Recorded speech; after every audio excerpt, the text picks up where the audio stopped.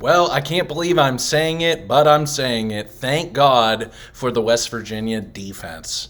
Hey, thanks for tuning in, everyone. I'm Carson Fox, bringing you the recap show of West Virginia defeating the Cincinnati Bearcats 31-24 on Saturday, November 9th. West Virginia improving to 5-4 overall, 4-2 in Big 12 play. Cincinnati, meanwhile, dropping to 5-4, 3-3 in Big 12 play. So Mountaineers staying pace there in kind of the second tier of the Big 12 conference, still with a very, very, very slim chance of getting to the Big 12 championship game, especially with BYU saving in the final few minutes against Utah and coming away with a victory.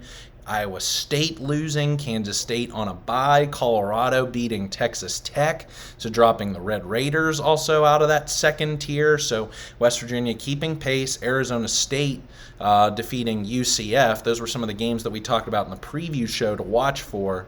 So really, all that West Virginia can control at this point in time, now looking 3 games left at the regular season, is what they can control. Next week at Baylor, 2 weeks senior day against UCF, and then on the road at Texas Tech. So got to let the chips fall where they are. But let's talk about this game against the Bearcats. Another wild one, another one that you have to hold your breath down until the final few minutes of the fourth quarter, and it absolutely did not have to be that way. Absolutely did not have to be that way, but because of a boneheaded decision by, unfortunately, a quarterback and a player who I have a lot of respect for and a lot of hope for in this offense, but a boneheaded decision that I'll talk about in the third quarter. Also, I don't know if it had anything to do with the play call that the head coach decided to call there in that situation on 3rd and 3. But West Virginia up at one point in this game, 24-7, nearing the end of the third quarter, only to pull away and hold on by the skin of their teeth, 31-24, because of a fumble recovery return for a touchdown. So let's get into it. Game started off, I felt really well. West Virginia getting the opening kick for the 15th straight game. That was a lot on Twitter. It sounded like that might be a potential school record or something like that. They'd never seen something like that before. But anyway, Mountaineers got the ball, drove right down the field, too far for Michael Hayes to potentially kick a field goal.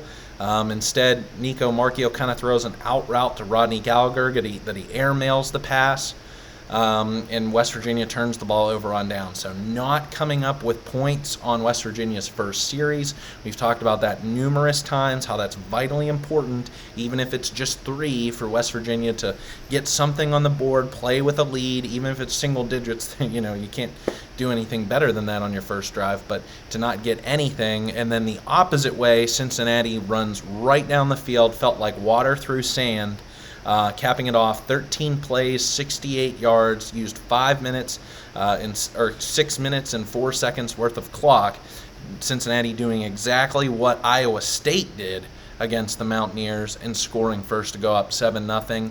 Then West Virginia comes out and just looks abysmal on offense. Cincinnati comes back down nearly into the West Virginia red zone, and this is when the whole game changed.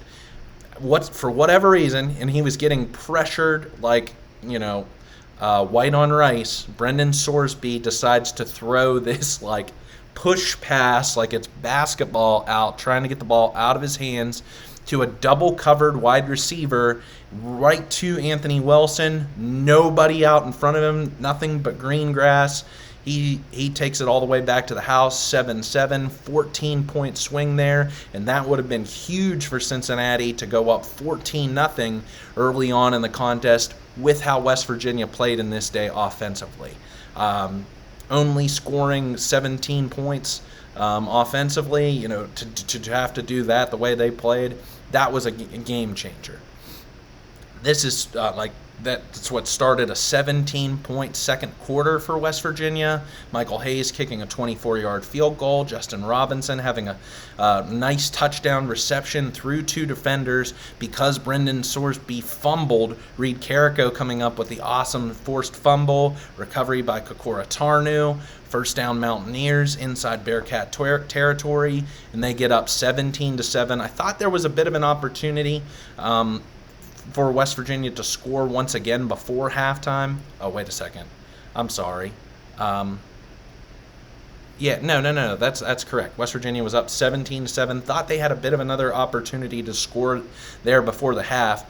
Did not at all understand once Cincinnati got the ball back with I think it was 25 seconds left to play in the second quarter. Why in the world is Neil Brown calling timeouts on first down to try and... You honestly think, Neil Brown, that you're going to get Cincinnati off the field in 3 plays using 3 of those timeouts, get the punt return, and then score? Like, I did not understand. Took unnecessary hits, I felt like, in the final minute of the second quarter against that defense that had to play a lot of snaps in this day. So I did not understand that decision to call that timeout. So then Scott Satterfield said, okay, if you're going to use your timeouts, I'm going to try and work the ball down the field. Cincinnati did get, I think, right toward midfield there at the end of the half. But anyway, West Virginia goes into the half up 17-7, but Cincinnati had the ball a lot, it seemed like, there in that second quarter, and then they were getting the ball out of the break. This is where, in the second half, West Virginia unfortunately just kind of went flat.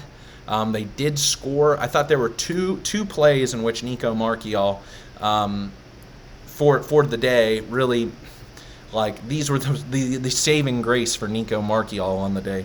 Unfortunately, this was just his worst performance, and I would even include that game last year against Texas Tech when he was playing that he got the start, playing in a hurricane. Unfortunately, just 9 of 15 for the day, 156 yards. Did have a touchdown passing, but also an interception. 2 of those passes, there were 2 beautiful passes, I felt like, thrown by Nico Marchiol on this day that I just haven't seen enough of from Garrett Green this season. Definitely was capable last season, but it was a 37-yard pickup to Traylon Ray, I think was also on third down, and then a 50-yard completion to Justin Robinson on this day. His even included with that backyard brawl performance where he had that awesome touchdown at the end. I think this was the best performance by Justin Robinson in a Mountaineers uniform. But just unfortunately, Nico Marchiol, not his sharpest day. I want to skip ahead and talk about, unfortunately, what was the play that irked me the most. And I'm sure it absolutely set Mountaineer fans off at this point in the game because... okay, so it's 2 minutes and 42 seconds left on the clock. Again, West Virginia's up 24-7, going in 3rd and 3 at the Cincinnati 2. Why are you doing a shot play to Rodney Gallagher, who unfortunately just hadn't gotten anything going in this day? From a reception standpoint, from trying to run on some jet sweeps, you run the same exact... It's kind of like a flag route. It's not exactly a streak, but it's just kind of bail out to the left, head toward the flag, throwing from the opposite side hash mark that way across. That's a long throw. Ball kind of just got fluttered up in the air. Wasn't like he was hit or anything, but it just wasn't a good pass. But I blame more of the decision. So why are you going for that kind of a shot play on 3rd and 3 when all you need is a first down? If you just get a first down there, you can still continue to work the clock. You're up 3 scores, run the ball. If worst case scenario, you kick a field goal, you go up 20, and you're near the end or even into the beginning of the fourth quarter, and you can breathe a whole lot easily, even if Cincinnati comes up with the kind of fourth quarter that it had in scoring multiple times. I just did not understand. Like, that is the kind of situational awareness in coaching that you have to have, that I finally thought that Neil Brown was past this. I thought he was past this last year. Why, oh why, on 3rd and 3 are you calling that kind of a play? When you have C.J. Donaldson, you have Cole Taylor, Traylon Davis, hit these tight ends or bigger backs on some rollout plays or something, such a low percentage decision to throw there on that kind of shot play. And whether the blame is, 80% on Neil Brown and 20% on Nico Marchiol for the one deciding to make the throw and throw that ball, like that's also got to be on Nico. That's also got to be on Nico to know, like, you cannot do that. And that comes with, experience and having, being like being in the games, having that kind of experience, playing against the opponent, you understand situational football. Hey, we're up 3 scores here. All we need is a first down, continue to work this clock. Worst case scenario, we kick a field goal from our nearly perfect field goal kicker from inside 30 yards, and we win this ball game. That's all you have to do. Oh. And meanwhile, you turn the ball over, you give them a chance, your defense has been gassed and playing so hard all day long, and they make that kind of a comeback. So, at the end of the day, I hate that it has to be like more of, like, just like the Arizona game, just relief. Just take a exhale, sigh of relief that West Virginia, thankfully, was on the opposite end, or on a victory, on the good side of a victory on the road, coming up with a Big 12. But as I've said this before, West Virginia looks to be a better team this year on the road than at home, where they feel the fan pressure, the fan angst and vitriol against this coaching staff. So they're playing better on the road. They're playing freer on the road. I got to but let's come back to this defense. Coming up with a huge play there at the end of the fourth quarter. I knew from exactly whenever the play happened, being able to watch it on TV, you could clearly see that it was a fumble, that even if it was a pass attempt, he threw the ball backwards. I don't know what Sorsby was trying to do there. It kind of reminded me in a bit of a way of Will Grier against Oklahoma in 2018. I know that's, uncovering a pretty deep wound for me to say, but it kind of had a feeling of that. But oh my gosh, for Tyron Bradley to have this also situational awareness to not wait. I think there were some whistles blown at some point in time, but instead picking up the ball, running it into the end zone, coming up with 7 points, huge. Don't worry about the offense, what they were doing on the day. The defense rose to the occasion, did exactly what they needed to do, and they came away with the game. So really proud of this defense. I'm really proud by the tackling. It was something that I talked about in the preview show, but if you watched that, if you watched the game Saturday and also kind of thought about some of the things that I said during that preview show, the tackling on this day was excellent. Excellent. I can't think of a single time in which West Virginia had a missed tackle in open space. So kudos to those defenders. Garnet Hollis Jr., I think, played his best game in a Mountaineer uniform on this day. Really kept Xavier Henderson, I know, 8 catches for 68 yards, but kept him under wraps. As soon if he wasn't defending it or knocking the ball out of bounds, as soon as Henderson was catching it, man, he was laying the lumber to him. I got to give West Virginia's, defense, and Fatorma Mulba, 13 tackles, Josiah Trotter, 12 tackles, Anthony Wilson, 11, Trey Lathan, 8, Garnet Hollis Jr. and Tyron Bradley tied for 7. I think this was also Kokora Tarnu's best game as a Mountaineer. So many guys on the defensive side of the ball stepped up.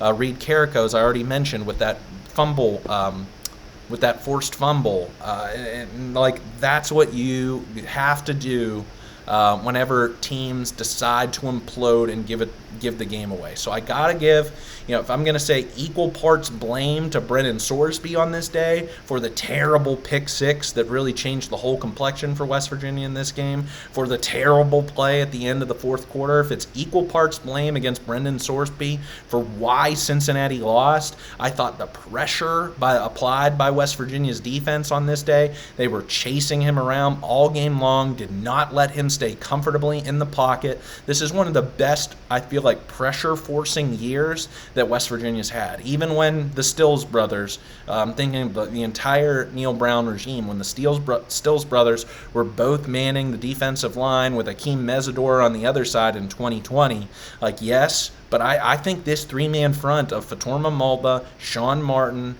how many near sacks does freaking Sean Martin have this year? It just seems as if every single time Sean Martin's blowing past his blocker, only to kind of get in a shoulder lock to get right near the quarterback, but he just can't get hands on the quarterback. It just frustrates me. Every single time there's a guy flying in, what do you know? It's Sean Martin, and boom, there's the quarterback right by him. But anyway, as I've said before, I think that pressure can create ill-advised throws, ill-advised decisions, or just like, I don't know how to say this. Having to make the quarterback make adjustments rather than just like Tom Brady sitting back there being able to stare down his defenders and find the open receiver, and that's what they did against Brendan Sorsby on this day. I thought he really did do a good job running too. Just 48 yards on 14 carries, but did have a 17-yard rushing touchdown out of that. West Virginia, really bad I know I credited their tackling, but that was one occasion where it just seemed like everything kind of broke down. Sorsby was a whirling dervish doing multiple spin moves on that play. Nobody could get it body in front of him, and he scored. Corey Kiner did have 91 yards, but on 25 carries, 3.6 yards per carry, and he got hit. I'm telling you, West Virginia's front seven, and even Anthony Wilson stepping up from the secondary, just were laying the lumber to him all game long. West Virginia did have the misstep on the Evan Pryor touchdown. That just kind of left him open on a play-action wheel route, did score there, but ultimately West Virginia's defense saved this game for West Virginia to win it. I just want to go back to the offense again. Now, kind of close. I don't have much more to say about this. Those were the pinpoints. Again, the Anthony Wilson interception return for a touchdown was a game changer. I felt like that completely changed the whole complexion of the game because West Virginia just looked really lethargic.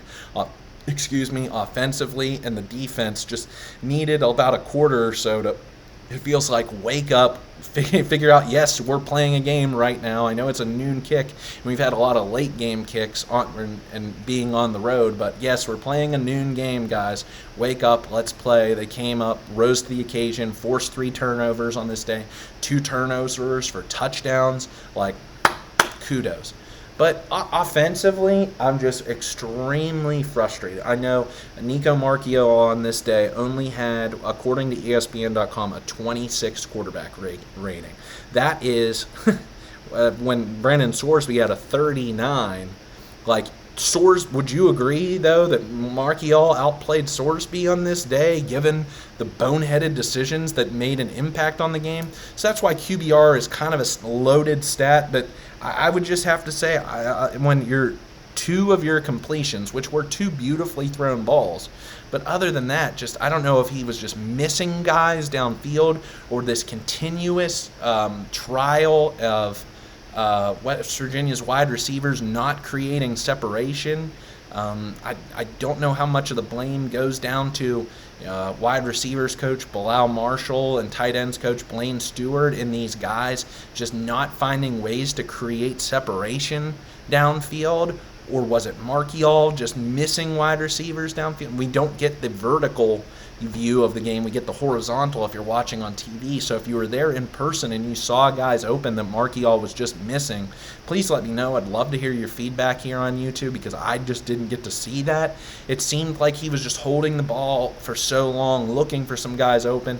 Either he was mistiming when guys were open, or he would just hold on to the ball too long, and that's when he would try and take off and make something happen, and it just wasn't working for him in this game. Not a lot going for the running backs either. Just 64 carries or 64 yards on 13 carries for the day to Jaheim White, and just 12 yards on 4 carries to C.J. Donaldson. And what I would say, I feel like they're the victim of that, is just predictable play calling. Neil Brown, you have to understand that opposing offenses know every single time on first down that you want to run the ball. Oh my gosh. Like, you are becoming so predictable, like that offensive coordinator from Oklahoma State, where all of us, myself included, knew that they were going to run the ball to Ollie Gordon first down, second down, even probably third down. And that's what opposing offenses know about you. Can you come up with something different besides your first scripted series for this offense, can then make adjustments from it, and the rest of the game, and not be so damn predictable on first down, because they get it. These other teams, Cincinnati's defense, as I talked about, was like okay, but they had given up 44 points to Texas Tech. They got thrown over by Colorado. Like every good team they played Even a team like Arizona State that's now 7-2, they were without Sam Levitt at quarterback. Ja'Cory Brown took over for UCF earlier in the season. Against Houston, Donovan Smith was going through like a quarterback crisis, and they eventually turned to Zion Chris. Like Cincinnati, and then Eli Holstein led a complete comeback against that Cincinnati in week 2. So this wasn't that good of a Cincinnati defense that just because of inept play calling, inept offensive strategy, a quarterback who, unfortunately, this just was not his day, either from just finding opponents downfield or based upon the play calls, and then kind of lost confidence on the intercept. It was a great catch also by that Cincinnati D-back. I mean, complete luck that he just turned his head at the exact right moment, put his hands out exactly where the ball was coming in at Gallagher, and his feet were just right inside the boundaries to stay in bounds for that interception. I mean, that was like a 1 in 100, I feel like, interception. 9 times out of 10, that ball's either just hitting the turf, getting knocked away. West Virginia then can kick the field goal and take the 3 points. But that stupid play call was so just dumb. The play calling on this entire day was bad. I mean, I saw a stat, I think, on Twitter late in the day that was the first time that West Virginia had won a game with only 9 first downs for the contest since 1973. Just that was so bad. And I know that West Virginia was missing Hudson Clement. Again, because we don't have injury reports in college football, unfortunately, had no idea that was coming until they showed some shots on the sidelines, and he wasn't in. He didn't have pads on. It looked like he had team gear on, so he thought maybe, I don't know, he was just missing a series or two and coming back on the field. But one guy, I mean, Hudson Clement doesn't make up so much of the offense but again, it gave an opportunity for Justin Robinson to step up. Traylon Ray did have that deep reception, but I just don't know if then some of the underneath routes, West Virginia just was really missing Clement. And I just thought that there were too many play calls in which passes were thrown to spots downfield, not anticipating any sort of yards after the catch. And I told you in the pre-show, that's how Colorado was able to kill Cincinnati 2 weeks ago. Why can West Virginia not throw drag routes across the field, slants, play action, waggle routes to Cole Taylor? Why can't West Virginia call those? Are they incapable of, check down kind of throw? Why didn't West Virginia do more of what it did against Arizona? Throw the balls, to the backs and some of these receivers near the line of scrimmage and let them run for it after the catch. Because I'm telling you, Cincinnati's defensive backs were not good at tackling. And then there were a couple occasions in this contest they were not that good of tackling. So I just don't understand the schemes. I don't understand what Neil Brown was calling on this day. Kind of before I conclude this game, I want to give a couple more shout-outs. I thought Preston Fox was awesome in the return game.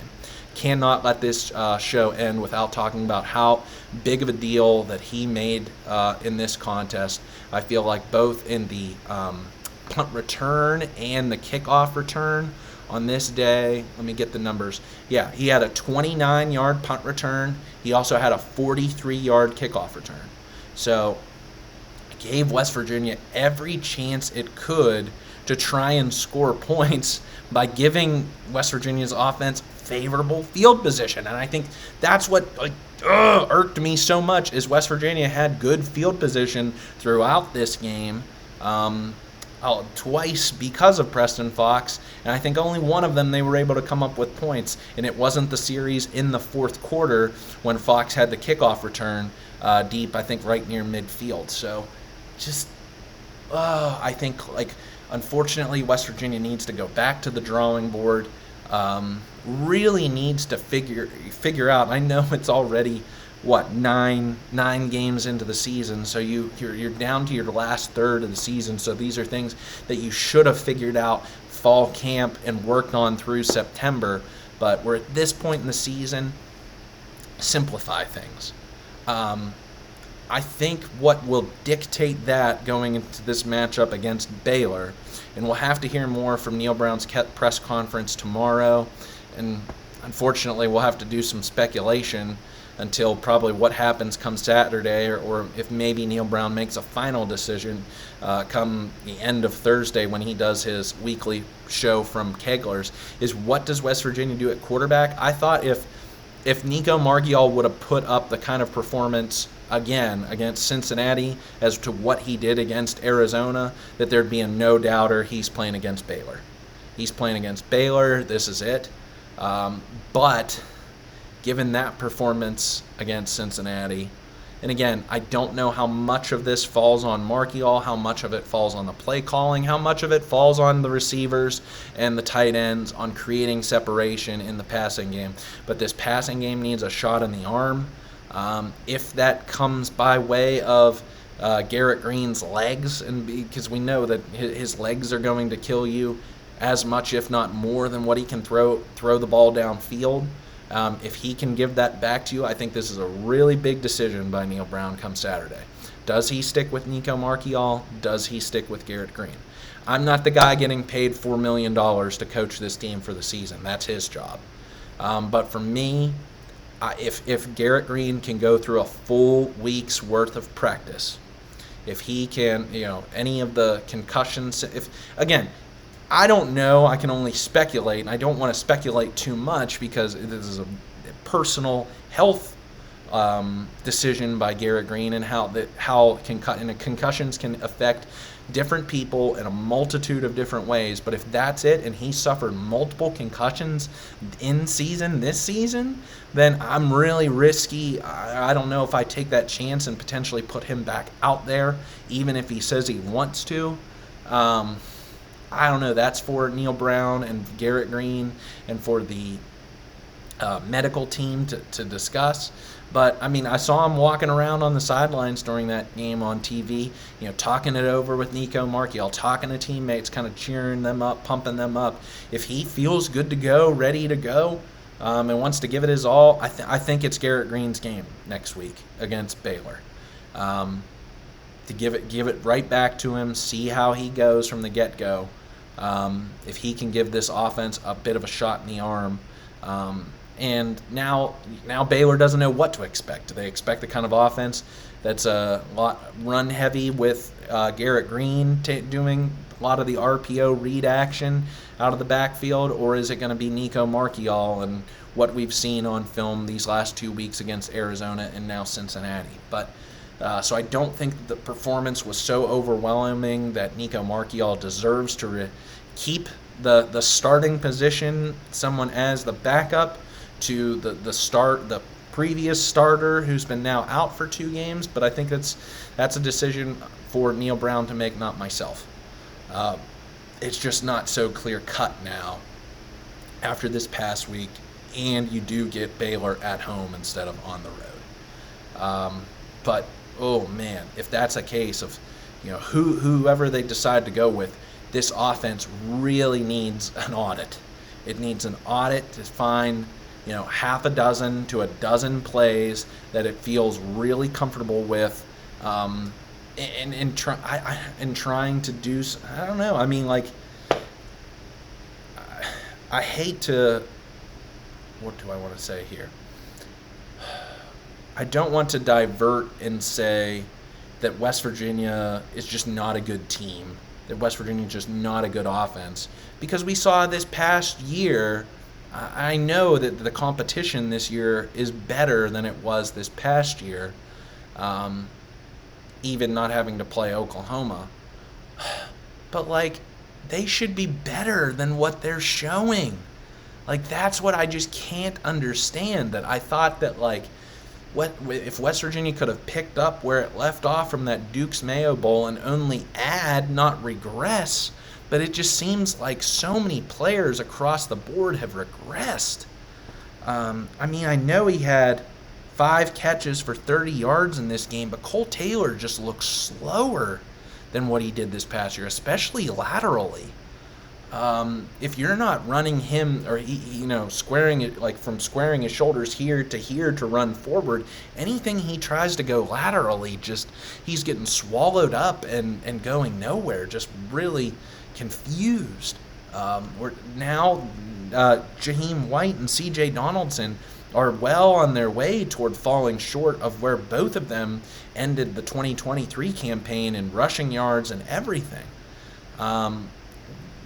I know it's because the quarterback's kind of position's been in flux, but I don't think that this offensive line has taken such a step back because of the graduation of Doug Nestor, Zach Frazier going off to the NFL, having to replace those two starters.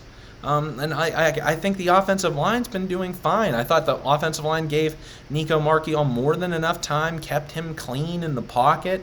It wasn't like he was under duress in this day. Just the passing game was going nowhere. So I'm just confused. Is it from like the strategy, the offensive strategy? Is it the execution by the players? Like, why is this offense so in flux this season when it seemed like they should have just picked up where they left off and like took off? I mean, I was saying that West Virginia, ending the season, I think last year, averaging right around 30.5 points per game, 31. I thought if they split the difference between where they ended in 2023 to the 2018 offense, and finish somewhere averaging around 35, 36 points per game. But if they could get close to 40, where the 2018 offense was, they'd be in the money. They'd be competing. They'd be trying to win a Big 12 championship. But that's just not the case, and they've looked worse. They've regressed with all of these seniors that they have all over the field. So for me, it comes back to coaching. It just always does. I heard some other shows that or spaces held by the Bearded Ear, also had Coos on it.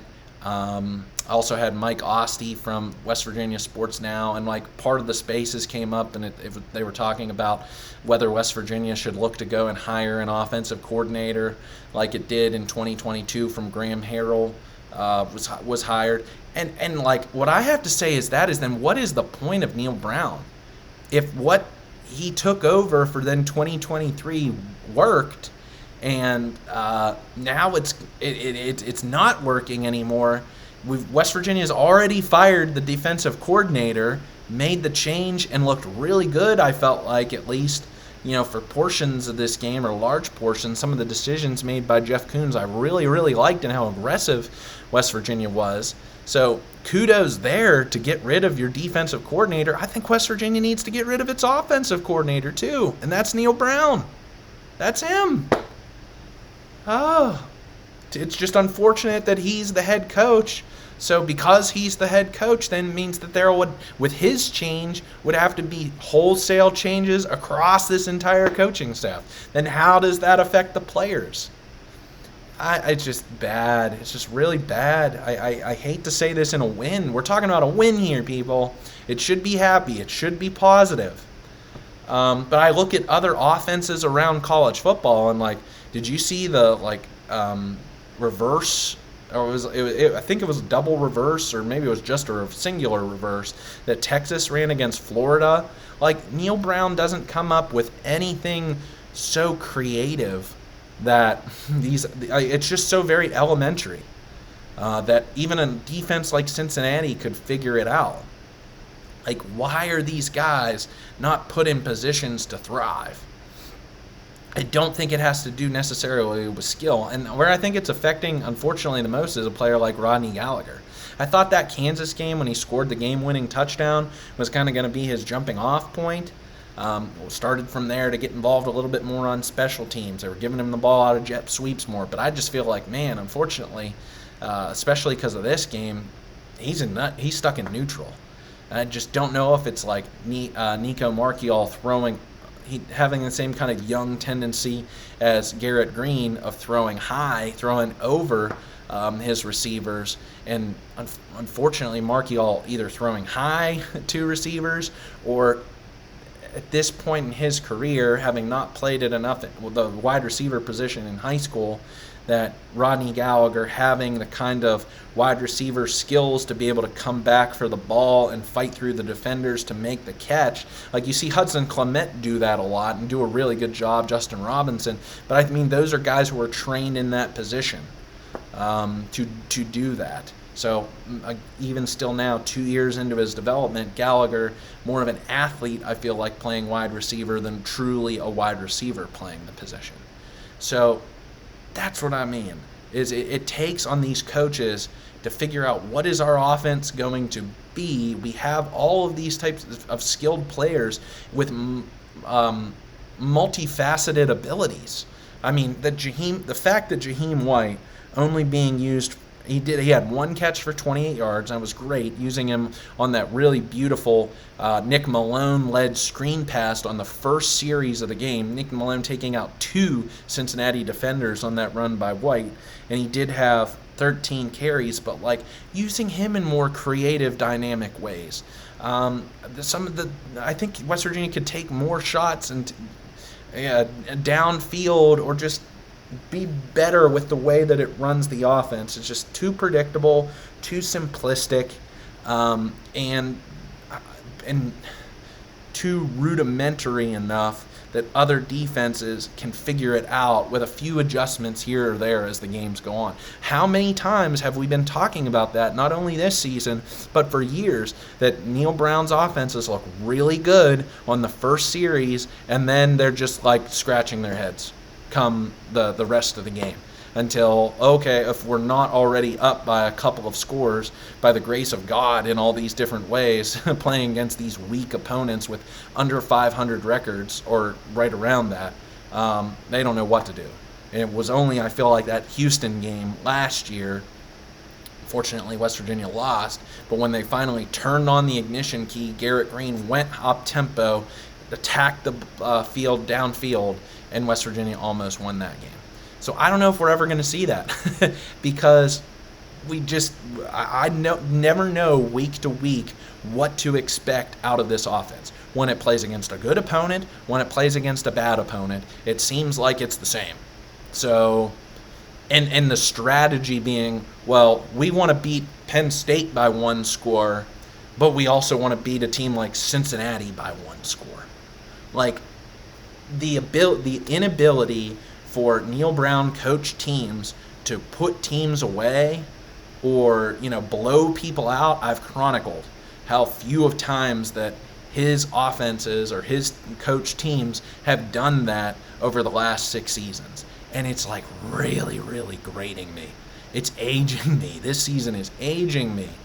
Just because I expect better. Is it too much to expect? I mean, like, I watched a good bit of college football yesterday, and seeing a lot of teams across all 4 power conferences step up in different ways. So now is it like, okay, teams are in the groove. They may have even had multiple bye weeks. They know who their best personnel is on the field. They've made adjustments, and they're just overall playing better. So maybe I'm expecting for too much. Like that, okay, maybe that was what Cincinnati's potential is defensively, and it just played really well at the, stepping up, even when its offense gave it nothing. Or is it just like this West Virginia offense just still doesn't have much of an identity, and it's not because of a void of talent. It's just, these coaches. Anyway, that's my recap here, almost 40 minutes in. What do you think? Good, bad, or indifferent? Love to hear your comments here on YouTube. Do you think I'm crazy? Do you think, I'm just off my rocker? Were you okay with the call that was made there in the third quarter on the shot play to Gallagher by Markey-All? Were you thankful for how good the defense played on this day? Who were your top contributors on the defense, but also offense? I thought there was a lot of good individual performances, but collectively, this defense really stepped up. So shout out to Jeff Coons. Shout out to all of these defensive players for really, I feel like, saving the day in Cincinnati. So I'll be back later this week, maybe do a special video for you, or at least we'll preview Baylor Thursday night into Friday for you. Get ready for that next edition between the Bears and the Mountaineers, and still trying to fight for wherever it is in the standings of the Big 12 Conference play with 3 games left in the regular season. So thanks for tuning in. Like this video so more Mountaineer fans can see it around YouTube, and love to have you as a subscriber for my channel as we hit the home stretch, and we'll be able to talk more about basketball as we turn the page from November into December and looking ahead to 2025. So thanks for tuning in for this video, everyone. Have a great night. Let's go. Glad West Virginia came away with a victory.